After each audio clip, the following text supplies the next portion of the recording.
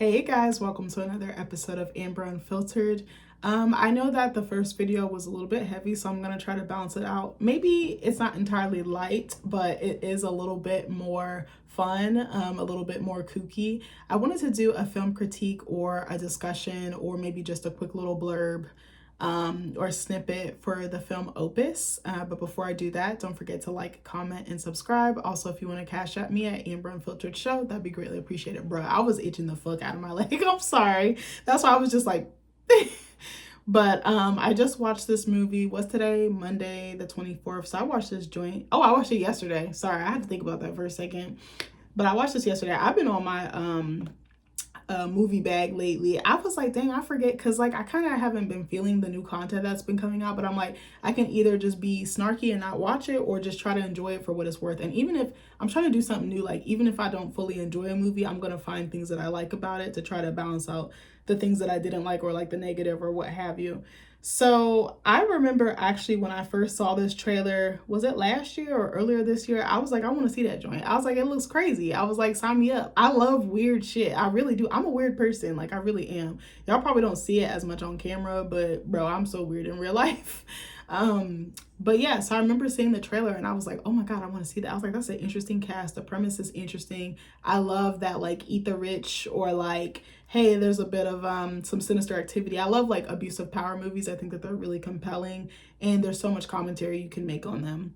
I know some people kind of don't feel the same. They're like, oh, this movie has been made already. And I'm like, yeah, that's okay. But the way that the filmmaker chooses to tell the story along with the cast and crew is different. It's how you get there. I think that's fascinating to me. So let me give you a premise of this movie. I'll go over some of the cast, and then I got the Wikipedia pulled up because you know I'm notorious for that. The only thing I hate about Wikipedia is they be leaving stuff out and I be having to remember on the spot. So it's called Opus, like I said, like Magnum Opus. So you can also stream this on HBO Max for now, because you know they're gonna move it to a different platform and then try to charge you for it. But anyway, that's just me being petty or salty. But anyway, so it says a young writer travels to the remote compound of a legendary pop star who mysteriously disappeared 30 years ago. Surrounded by a cult of sycophants, I don't know if I said that word correctly, sorry, an intoxicated journalist, she soon finds herself in the middle of this twisted plan. And it was originally released on January 27th of this year. The director is Mark Anthony Green, as well as the screenplay. So he wrote and directed this. It's rated R, has a runtime of 1 hour and 44 minutes. It's distributed by A24. I think they make some pretty clutch films. The genres, I'm reading off the side here of the little blurb about it. It's horror. It's considered horror, thriller, musical, drama, mystery. I definitely did get some horror elements, did get some like theatrical moments, so I would have to agree. So the cast, I hope I say her name correctly. I have seen her around and I know she's blown up. She's had like a meteoric rise within the last several years. Okay, hold on, let me try to think. Aya Adebri. I think I said that correctly. I'm proud of myself. I might not say it correctly the rest of the video. I'm gonna try my best. She plays Ariel Acton, who's the main character. So she's number one on the call sheet, and I love this for her. I have been watching The Bear with my husband. I'm not feeling it, but I was like, maybe I should give it more episodes. I think we watched about 4 or 5 episodes. It's kind of a chaotic, kooky show. Like, and I said I like weird stuff, but I was like, I can't get the pacing. I can't get, like, Black Rabbit was kind of like that when it started, but then it started picking up in the storytelling. I don't know. It might just not be for me. So John Malkovich is in it. He is second on the call sheet. So he plays Alfred Moretti. He's like the legendary pop star. And I think I was watching it. It was either Fish Jelly Film Reviews, or who was the other one? Was it Fish Jelly? It might have just been Fish Jelly. I don't know if I watched more than one review, who said that he's almost like an Elton John, Prince-esque, Michael Jackson type. And I was like, I would have to agree with that. He kind of gives like Elton John tease, and he's kind of like sexually fluid as well. Stephanie Shuganami, I don't know if I'm saying that right, plays Emily Katz. She's like this influencer. Murray Bartlett, I don't know if you guys remember him from The White Lotus. I love when he took a shit in that man's suitcase. That moment still lives rent-free in my head. It's season 1. White Lotus season 1 is probably the best season to me. I know people were talking about, was it season 3 with Walton Goggins? I'm like, season 1 is top tier to me. I tried to get into season 2 and I couldn't get into it. Amber Midthunder plays Belle, who's basically like Ariel's handler, which I'll get into in a little bit. Tony Hale plays Soledad Yusuf, who is Alfred Moretti, played by John Malkovich's like manager or like talking head, you know, like his agent or publicist or whatever. Juliette Lewis, who I actually love, she's a pretty good actress, plays Clara Armstrong. She's like this sexy like talk show host who comes there. We have a big cast. I'm not gonna read everybody. Rosario Dawson did have a little cameo in here, which I really appreciated. I love me some Rosario Dawson. She could do no wrong in my eyes, but that's just me. So this is probably gonna be a long video. This is gonna be a long video. And there's definitely gonna be spoilers. So if you're planning on watching this movie, pause the video and come back. Or if you're not, finish the video and leave me a comment. Okay, I want to hear from y'all. Also, shout out to y'all. Happy Thanksgiving. I'm gonna go ahead and say it now. I thought about doing a Thanksgiving video. I don't know if I'm gonna do it. I feel like I did one last year, but y'all wasn't really watching it. Y'all didn't watch my Christmas video, and I had a cute thumbnail of my dog with reindeer little ears, and y'all was just like, But anyways, so let's get into it. And I might be bouncing around, so forgive me. So it says, I'm reading off Wikipedia's website. So pop superstar Alfred Moretti causes a media frenzy by announcing his first new album in 30 years. He invites 6 guests to a listening party at his Utah compound. Someone also said that the compound part was like Kanye West adjacent or inspired. And I was like, I could definitely see that, like his Wyoming property. Journalists Stan Sullivan and Ariel Ecton, talk show host Clara Armstrong, influencer Emily Katz, paparazzi Bianca. I didn't know that there was a girl paparazzi. I did not know there was a paparazzi. I'm sorry, that distracted me. Bianca Tyson and radio shock jock Bill Lotto. Their invitations include assorted merchandise, the new album, and a book. So I also want to preface or add to that Aya Adebri. Sorry, I had to think about that for a second because I was going to pronounce it a different way. She plays Ariel Ecton. She's like working as like a journalist or like an up and coming journalist at this like well-established company. And her boss is kind of a dick. He's kind of a tool. Like the movie, after it shows all the frenzy about Alfred Moretti, I think he's having like an album listening party and like an event like a week or so surrounding that. And that's when he invites them to his compound. But they're in a meeting, her and her boss, Stan. And Stan, why the guy has the same name as my dog? I just realized that. I'm so sorry. I'm slow. I'm sorry. Sorry, y'all. So they're like in a meeting with all their colleagues, and they're like bouncing off ideas like how to profile Alfred Moretti's return to the media and like the world at large. And she has these great ideas, and he's like, oh my God, great. Everyone's like big upping her, and she's trying to advocate for herself. Like, I want to do the story. I got the chops. I can do this assignment. And you know, he steals it from right under her. And I was like, that has been me so many times in meetings. I'm sorry, especially with white men. White men are quick to take black women's ideas. I said what the fuck I said. Don't at me at your mama. But I was like, girl, that's been me. And that's why I've been like reluctant in like corporate spaces to offer my ideas, because I'm like, you're just gonna steal it and take credit for it anyway. And it's like, you're not even that smart to execute it anyway. So like, bro, you could try, but you're probably gonna fail, or you're probably gonna come to me wanting me to do it because you don't know how to do it. But anyways, that was a little shade. Not all white guys do that, but a lot of y'all do, especially in leadership or mid-management. Anyway, so then the baskets go out to like, there was like these little, like I said, baskets with like merch, the new album. It's like luring them in. There's like a personalized like invitation with like the wax seal. Like, it's a whole fancy thing. And this movie actually gave me Blink Twice. I don't know why. I just kept thinking about Blink Twice as I was watching this. I was like, I could definitely see inspiration. I don't know which one was written first. I don't know which one was. I know Blink Twice came out last year, but you know, movies take a long time to make. This could have been in the works for a long time. Who knows? But I definitely just kept thinking about Blink Twice because they had like the same premise. And so then they're all at work, and Ariel gets a basket, and everyone's like, how did you get that? And I was just like, she deserved to be there. And even so, they have to take this tour bus to get to his compound. Like they actually had to charter like a private jet or a plane or whatever, a more private aircraft. And then they have to take this tour bus, which I'm like, if I got to do all that to get, I'm not going. I'm sorry. Like, I'm not going, because that already tells me some funny shit is going on, because you're in complete isolation. That means I can't get out. You're the only person who knows how to get in and out, or whoever your staff or your team is. I'm like, this a no for me, dog. Like, I gotta meet you in a public place. I don't get down like that. It almost reminded me of Frida going to Slater's Island in Blink Twice. Like, I'm telling you, I was like, no. And then it almost reminded me of him too, like how Marlon Wayans' character, is it Isaiah Washington, had the compound, and then there was like fans outside. So they're on a tour bus. It takes them, it was so funny. They were like 4 hours and 8 minutes. I was like, that's so specific. Like, why couldn't it be 4 hours and 10 minutes or 30 minutes? But so Ariel's on the bus with Stan and they're talking and he's like, yeah, I want you to take notes and then give those notes to me and I'll review them. So it's like, again, he's still taking her autonomy and she's like, okay, like she's willing to do whatever it takes because she really wants the scoop. And this is like the opportunity of a lifetime for her. So I also, can I mention, I loved Ariel's styling. Like I love Ayo Adebaris. Hopefully I'm saying that right. I loved her styling. I loved her hair. She had like this 70s style hair. I loved her wardrobe. I think her makeup was really done well. I like the character as a whole. I love her design. I just wanted to shout that out.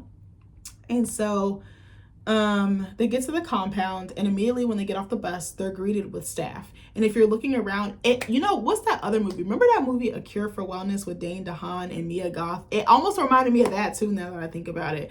Just like the whole compound aspect, everyone's wearing the same clothes. So the camera pans over and you see all these people milling about. And you can tell right away it's a cult or there's some fishy shit going on. But they're all wearing like this dark denim, like indigo blue color. All of them, they're just like in these very specific outfits. And I was like, that's creepy as fuck.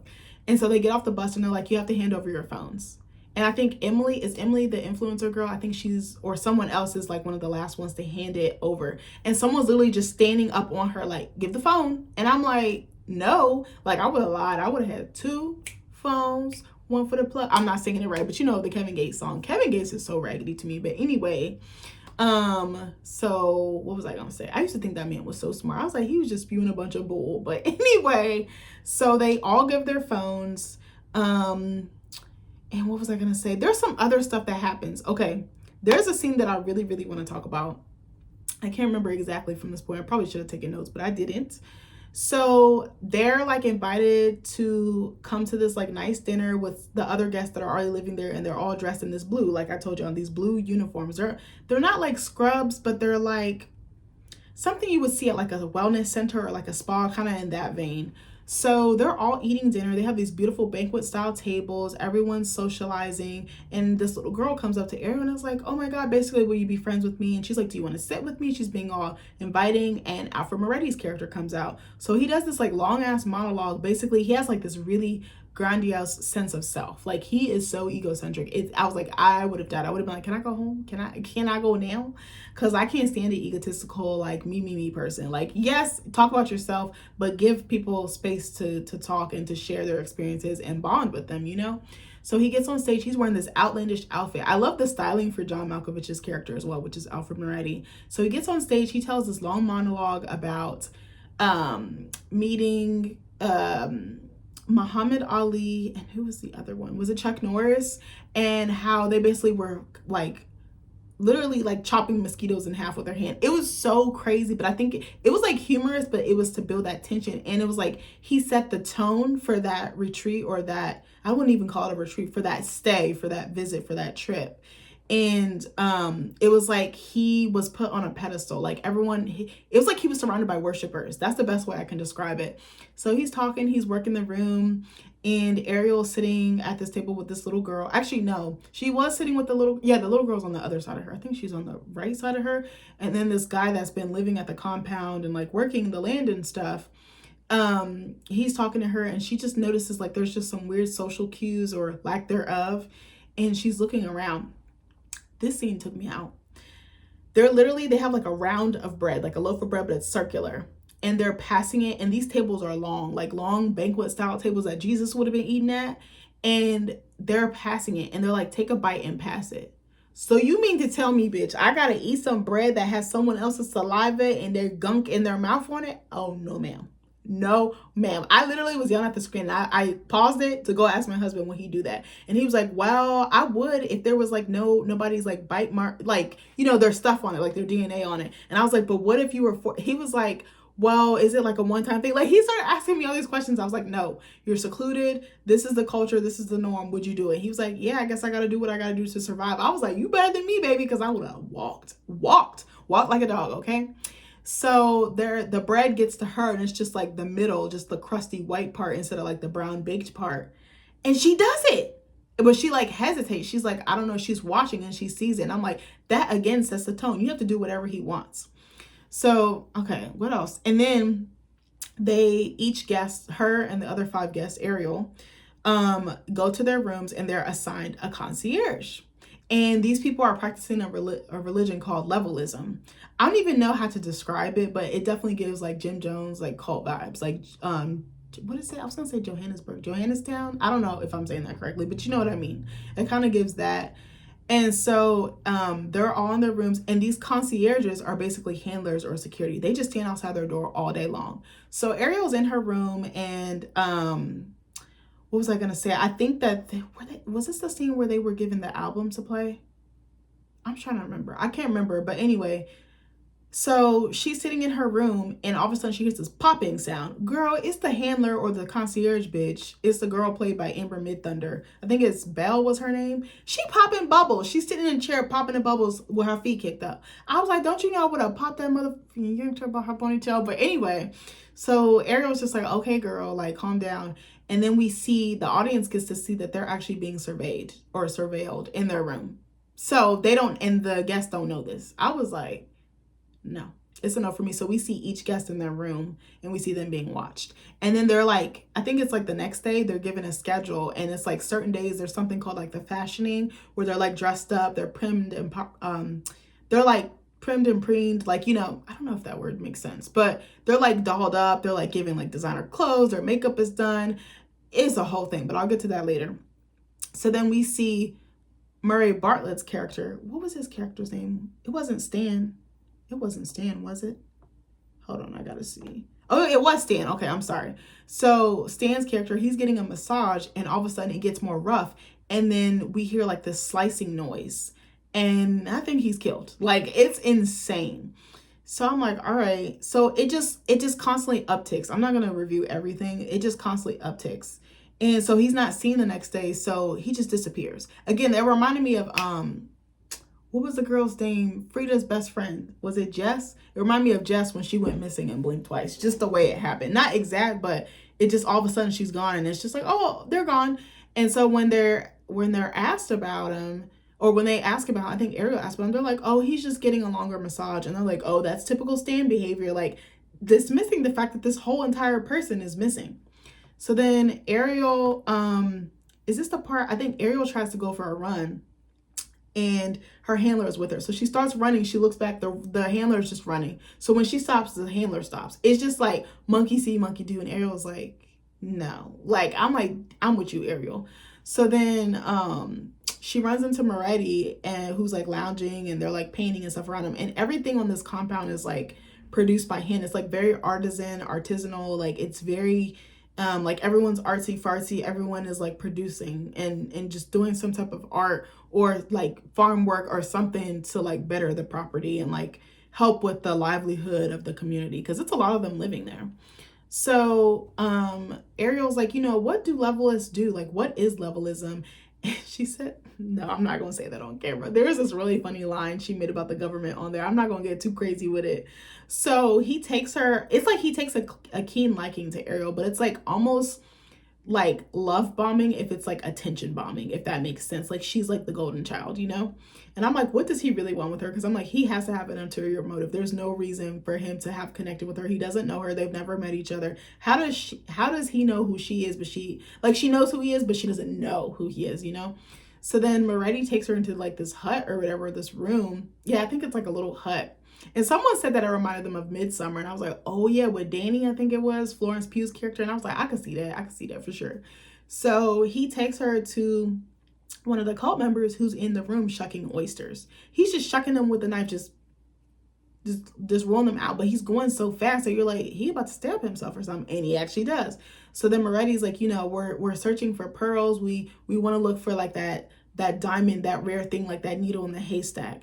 And she's like, okay. So this man actually is cutting so fast, the cult member, that he like shaves, like not shaves, excuse me. I was looking at the words on the screen. He like stabs himself in the hand. He pulls it out and just keeps going. And she's like, well, how many oysters does it take for you to go through to find the pearl? And he's like, however many it takes. And I'm like, you crazy. So then I think there's some stuff that happens in between them, but I can't remember it all, to be honest with you. I'm kind of doing a quick overview. I'm not doing like the whole review or critique. So there, Ariel is back in her room, and then there's a black cult member who's like one of the only black cult members that I noticed. She is gorgeous too. I forgot who she's played by. Actually, I could probably look. I'll probably know by her face. Tamara Tomakili, she's pretty. Rachel, I think was her name. She's gorgeous. Hold on, I'm about to show y'all her picture. Oh, why are y'all gonna do me like that?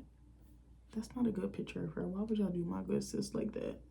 Hold on, I think it was played by this lady. It might be a little blurry, but she's pretty, like stunning. The one with the white on, the like off the shoulder white. But anyway, so let me go back.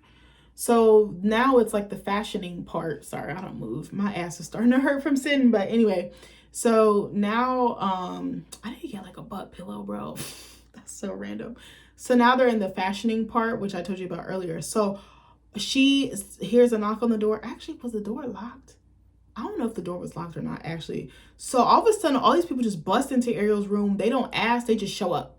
They start, they have all these, like, this equipment and, like, makeup and dresses, like, racks with clothes. Like, they just start, okay, we finna dress you. And I'm like, what? I'm like, again, it reminded me of Blink Twice because they're controlling how they look, how they move in this space. There's no autonomy. They're given the appearance of it, but it really isn't. Even all the meals and stuff are curated. Like, nothing is of their own choosing or of their own doing. And I hate that. Like, I would not have lasted in an environment like that because I would have been like, I'm not doing this. I'm not doing what you said I had to do. Like, kill me now. Like, I'm sorry.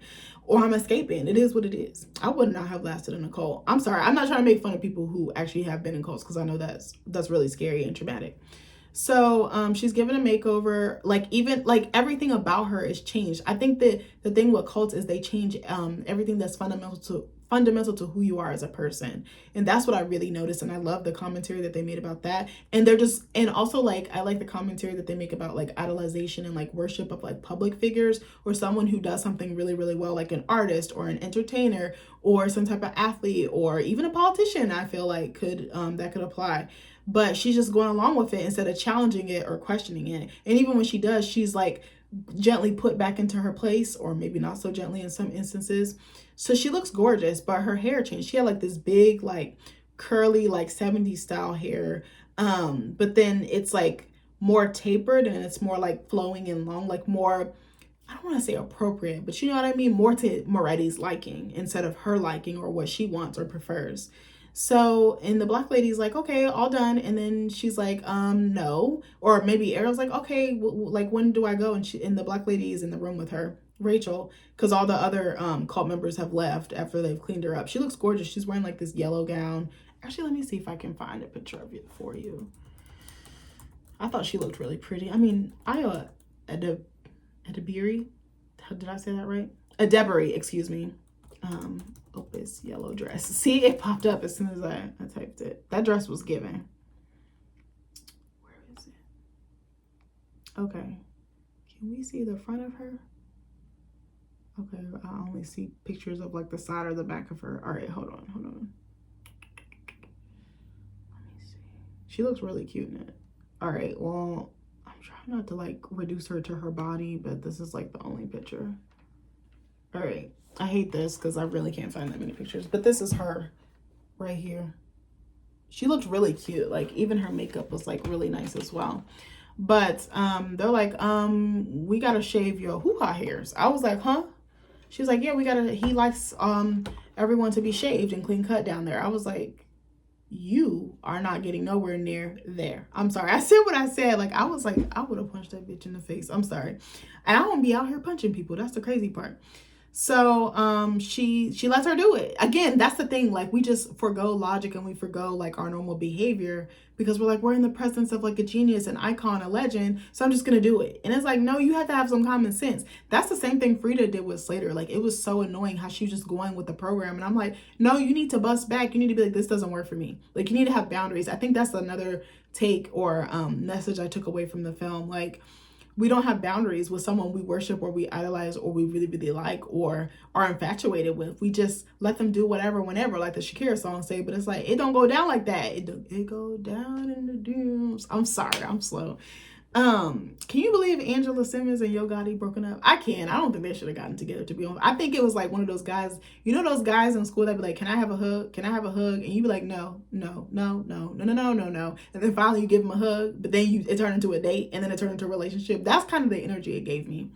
So, and I think she was trying to act like she was a bad gal. And I'm like, girl, that's not you, Angela. Like, you grew up privileged. Just lean into that, sis. I also feel like she'd be trying too hard. Is it just me? Maybe I should do a video about that. Would you guys like that? Probably not. I feel like I'd be doing anyway. So then they're treated to like this intimate concert and show. Some of the cult members are there, like in the audience. Again, they're continuing to worship this man. Anytime he speaks or there's a group setting or outing, it's like he's put on a pedestal and he can do no wrong. And everything he says is great. They laugh, they smile, they're like in awe of him. Like he could say the sky is purple. They'd be like, ah, like, you know, like take me to your leader type vibes. And I'm like, no, I'm not with shit. Like if you're wrong, you're wrong. I'm gonna tell you, I'm sorry. One thing about Libra, we're gonna be honest, baby.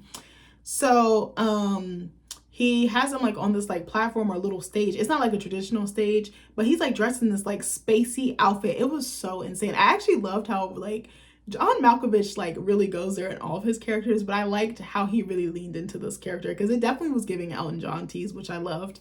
But he was like doing hip thrusts. He was like pretending to kiss the girls. He was gyrating. He was singing The Dream, and Nile Rodgers did the music for this movie. It was really, really funny. I really enjoyed it. I thought it was so outlandish, and I loved how they were like, again, you will let a star do anything, or your perception of a star do anything whenever, wherever. And I'm like, that's not okay. So then they're all on the platform, they're taking it in, they're dancing, you know, he's doing little suggestive poses, like pretending to bend people over and crazy shit like that. And again, the cult members are off to the side just cheering him on. And so then Emily, the influencer girl, she's an Asian influencer, she's gorgeous. I also loved her styling for that scene as well. I think she had like this white dress and she had like a slick back pony. It was so, actually, can I find a picture of that joint? Hold on, because I want to see if I can show it to you guys. Emily Katz. Oh yeah, I guess you can see it in this picture actually. You can't see the front, but that's her all the way on the end. Also, the tailoring for these outfits. The costuming was very good. The hair and makeup was really good. I think they could have done more with Juliette Lewis's character, but that's just me. I know Fish Jelly Film Review said the same thing, and I was like, I could kind of see it because I was like, I think Juliette Lewis is really pretty, but I sometimes don't think she's styled correctly, like for her features, because she has very unique or distinct features. That's just my thoughts. So Emily has like this coughing fit and it looks like she's about to die. And then, what was I going to say? Then, you know, even before they go to the concert, Ariel's like, so were your guys' pubic hair? Like, were you asked to shave your pubic hair? And they're just all like, yeah. Like, they just going along with it. That's what I'm saying. Like, they have no backbone, no spine. So afterwards, Ariel's like, she goes to Juliette Lewis's character's room. I forget, what was her name? I gotta remember. I'm saying Clara. I'm gonna just call her Juliette Lewis. I'm sorry, even though Claire is shorter. But anyway, so she goes to her room and the rest of them are in there. And also there was a scene where Bill, one of the other, Bill is actually Moretti's nemesis. Like he's like a reporter or something and they have beef. They have like a long-standing beef. So I'm like, why would you invite him there? You want the smoke. Like I said what I said. You want to get your lick back. So they're like outside or something, just chatting. And all of a sudden, a freaking arrow goes through his chest. And I was like, what? And Deborah's character is like horrified. And I was like, as she should be. And they just make light of it. Like they get the arrow out and they're like, oh, sorry, it was an accident. I'm like, nah, that was intentional. That was intentional. You was doing target practice for the real deal, okay? So then they're just like, oh, it's nothing, no bad. They're just having drinks, acting like this man didn't get shot with an arrow. So then, or was it Stan? Oh, was Bill the one that went missing? Yeah, Bill was the first one that went missing on the massage table. Stan is the one that gets shot in the shoulder.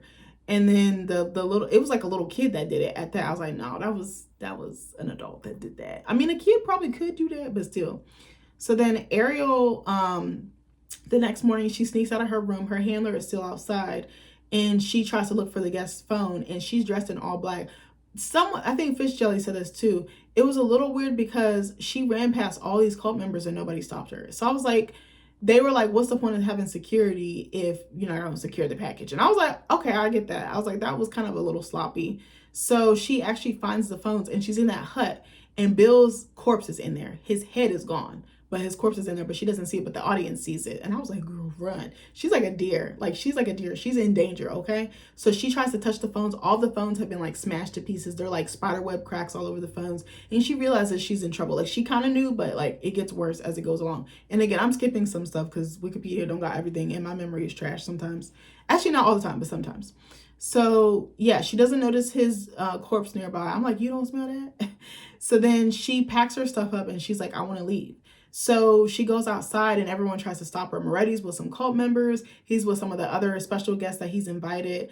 I also get like the menu tease as well, but the movie that I kept coming back to was Blink Twice. Like, it literally just kept reminding me of that. So then Moretti is like, you should stay. She's like, when's the next bus?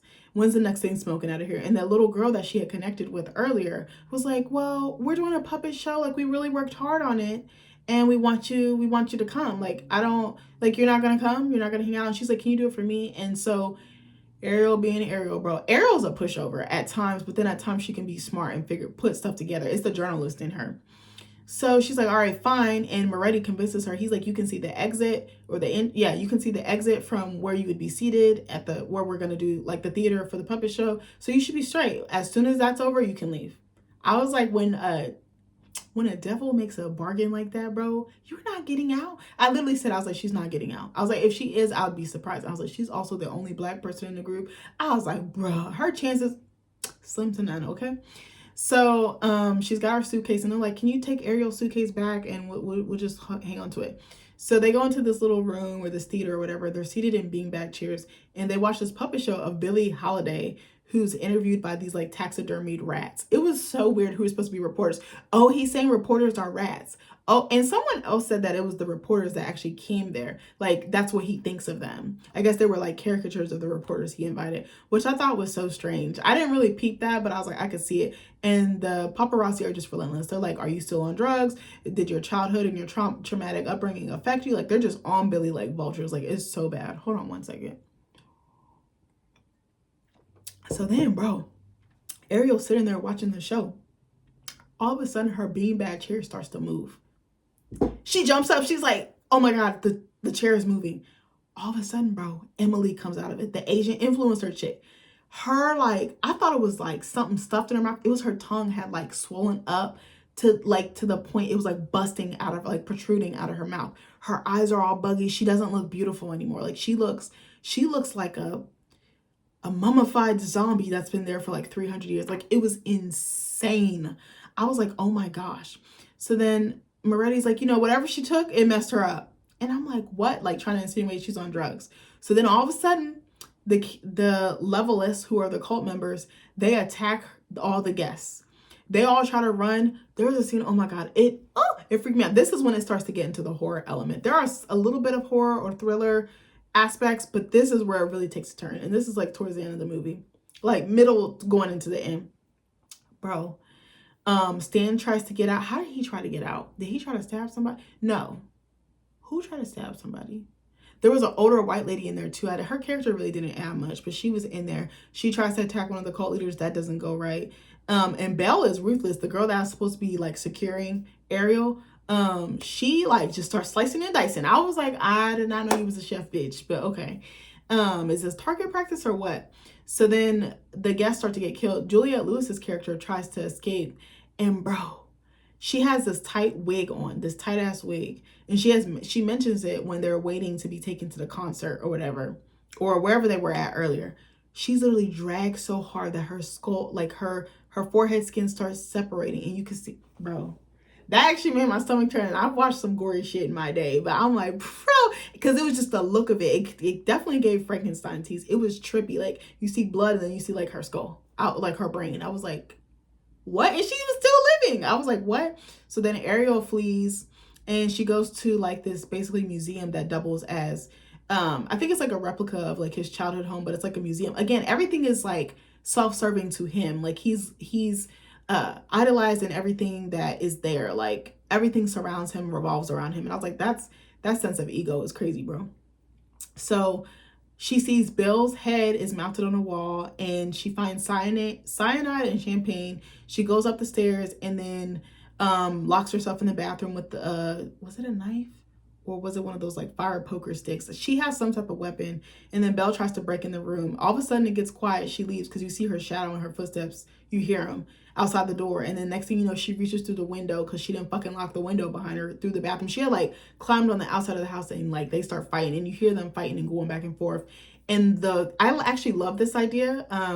The sound design is excellent in this. It's excellent in different parts of the movie, but this scene in particular, the camera is just panned to a closed bathroom door. Like it looks like that door without the dream catcher, and it's just, you hear the struggle and the scuffle going on. And then all of a sudden the door opens, Belle comes out, and Ariel's just on the floor. So then Ariel is taken back into captivity or held hostage, and she's on like this stage, and they're basically doing a ritual. And I think all the cultists, it looks like they're about to die, but I guess they didn't. They're drinking some substance, and it's being forced on Ariel, and Juliette Lewis's character are like the only two that are still alive, if I remember correctly. So then the black lady that was doing the fashioning with her earlier, she frees her, and Ariel escapes, which I was like, why would she help her? And then John Malkovich's character, Alfred Moretti, catches on fire. Or his cape or whatever that he was wearing. He'd be wearing some outlandish gaudy outfits. It catches on fire. And then she gets on a four-wheeler, I think, and she runs. She escapes, which I was shocked. And then Belle follows her on a four-wheeler. She has to climb this barbed fence. She hurts her hand. Oh, I just thought about that. She hurts her hand on the barbed wire, kind of similar to how the guy shucking the oysters did. I just thought about that, which is kind of symbolism that she's always going to be tethered to this group or tethered to this experience. I just thought about that. I think that's what Fish Jelly Reviews was saying in the review, and I didn't get it yesterday, but now I get it. It's a wonder what 2 good brain cells will do. But anyway, so then so she escapes. She steals this guy's car, one of the fans that was parked outside of the compound. He's like, oh my God, you saw him already? Like, he's so in rapture that he doesn't realize she's in distress and she's in danger. So she like does something, like hits one of his pressure points, drives away in the car, and Ariel gets away. So then she returns, or actually no, it flashes to the future in 2 years, and Ariel wrote a book about it because she actually said at the beginning she wanted to be an author. Actually, one of the opening scenes was her on a date with this Asian guy. I don't know if he was like her coworker or something, but he was a potential love interest, but she couldn't let him in enough. And she was like telling him what she wanted to do. She's like, I want to write compelling stories. I want to be an author. I want to like tell other people's stories, and then people will want to find out about me, and then I can start telling my story, and then I want to write a book. I want to write multiple books. And I was like, that's kind of how I am right now. Like, I want to do a little bit of both. I want to help put other people on, but I also want to put myself on, and that's kind of where I'm at right now. Actually, there's an opportunity that I'm trying to get kind of that has something to do with that. And so the guy's like, you're mid, you haven't really lived, you're not rich, you're not poor, but you're kind of in the middle. You have a decent life, but you don't have like any riz, you don't have any charisma, you don't have any that umph. And so I think that's interesting. So then her book becomes a bestseller. She becomes well known, and then she's doing interviews left and right. And while in the middle of an interview, Soledad, which is Alfred Moretti's like publicist or whatever, he calls her and is like, hey, you've been wanting to get an interview with Alfred. Alfred's in fucking jail. Let me go back. Before that, she's telling the interviewer that she returned to the compound with the police, and fucking Alfred is just playing the piano in his white cape and like ornate suit. Like, just playing it like he knew he was going to get arrested. I was like, that's not normal, but okay. So then she goes to the prison to see him and interviews him. And she's like, he's like, ask the real question. Like, you're dancing around, because she's trying to take this serious as an interview. Like, this is going to be the other thing that catapults her into like the stratosphere in the public. He's like, do you really want to know why I picked you? And he's like, I knew that you would tell the story, and I knew that you would tell everything, and I knew you would give us a platform, and I knew you would give us visibility. But I was like, I don't think he needed her to do that. But I guess it's weird. He hated journalists, but then he used them for his own agenda. I was like, that's kind of confusing. I didn't feel like his motives were that strong for me, but I get it. And then she's like, what the fuck happened to all the cult members? Because when they actually got back, when she came back with the police, when she was like from 2 years ago, when she was like captured and trying to escape, and did escape successfully, which I was shocked. I thought they was gonna kill her because she was black. I'm sorry I said what I said, because y'all know y'all love to kill black folk in horror and anything, you know, dangerous. But I was happy she lived. Ooh, sorry, I'm over here knocking stuff over my laptop, sorry. But why did I just say sorry to a laptop? But when she came back, he was the only one left. All the cult members were gone. So I was like, to me, that's strategic, that's strategy, that's planning.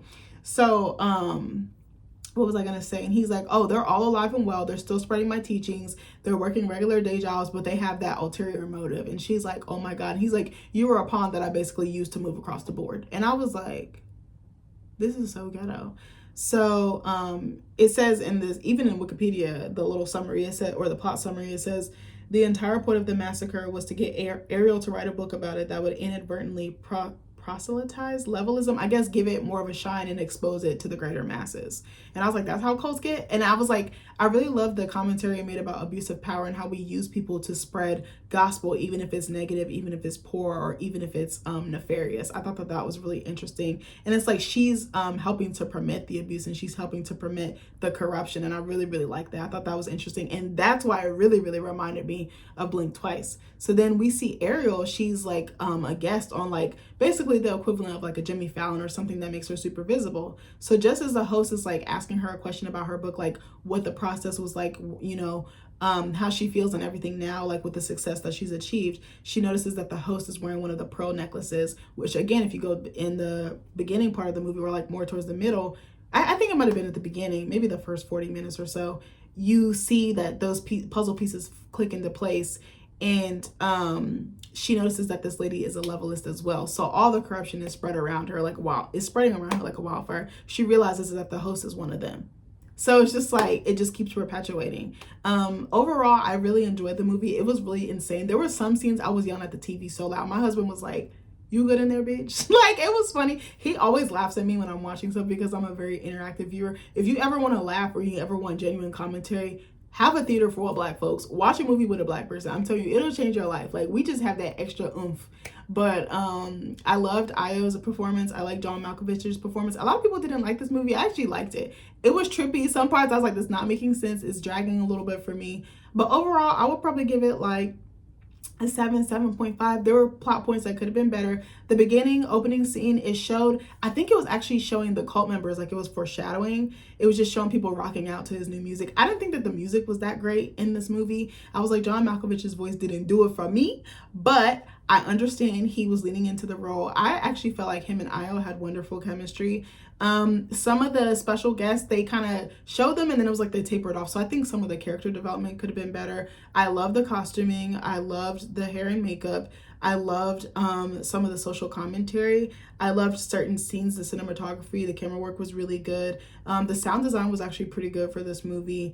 Yeah, I actually want to check out more of Io's work. I've seen her face everywhere.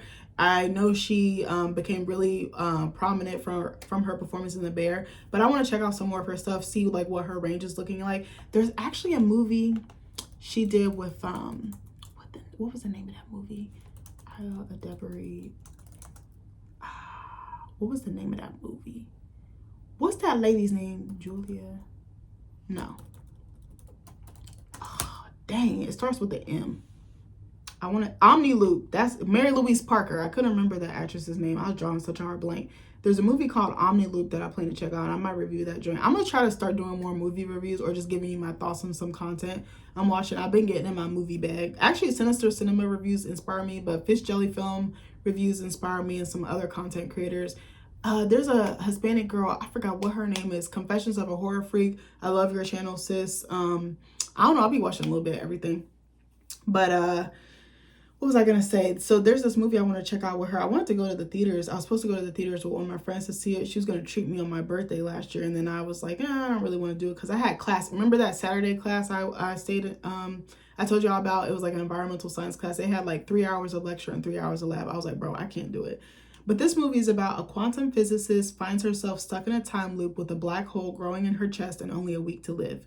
When she meets a gifted student, they team up to save her life and unlock the mysteries of time travel. I want to watch that. I think that's going to be my next Io Adebari watch.